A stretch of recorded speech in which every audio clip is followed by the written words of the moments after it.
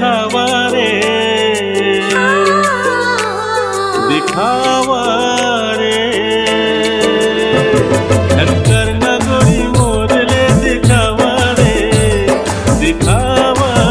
रे गुरमया हमें बड़ी छलावा रे छलावा रे का इरादा है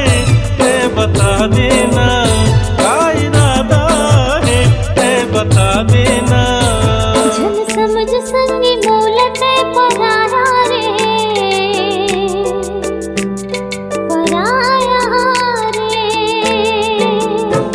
झन समझ संगी मोलत पराया रे पराया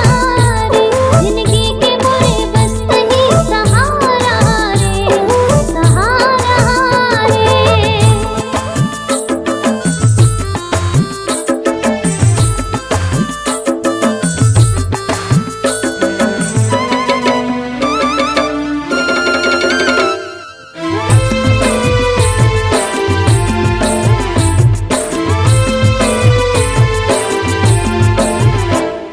सात जन्म के वादा करके मुझसे रिश्ता नाता करके गैर संग चल देवे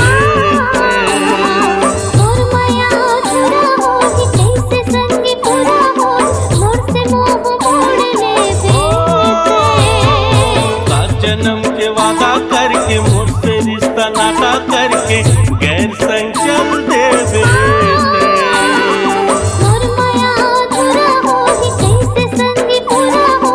मोर से मोह मोड़ ले पहली मोला बता झूठा माया झंझता जियत भरले संग देवे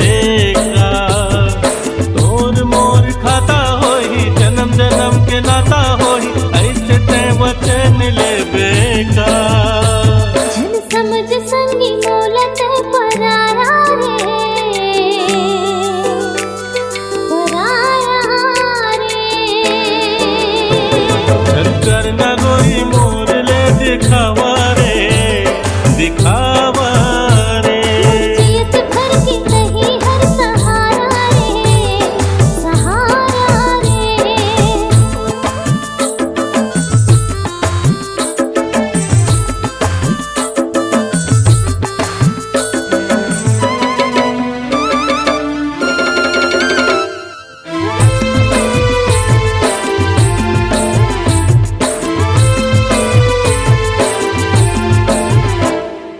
कसम तोरे खाठों में हंसी वो खा समझ में ते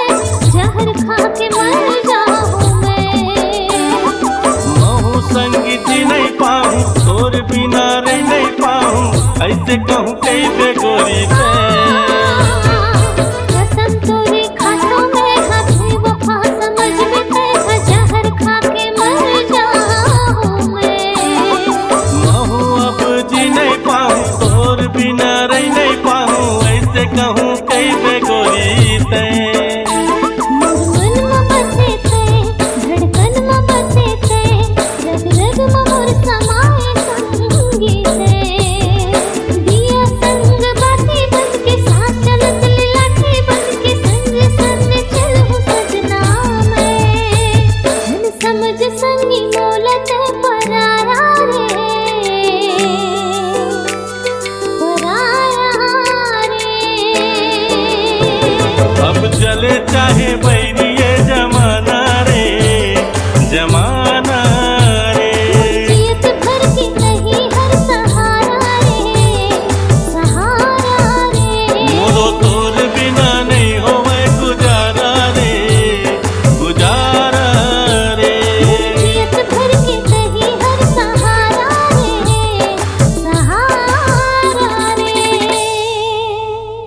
संगवारी हो नवा नवा गाना सुने बर और देखे बर हमर दीप म्यूजिक चैनल ला लाइक शेयर सब्सक्राइब करे बर बिल्कुल झन भुलाहू और नवा अपडेट पाए बर घंटी के बटन ला जरूर दबाओ।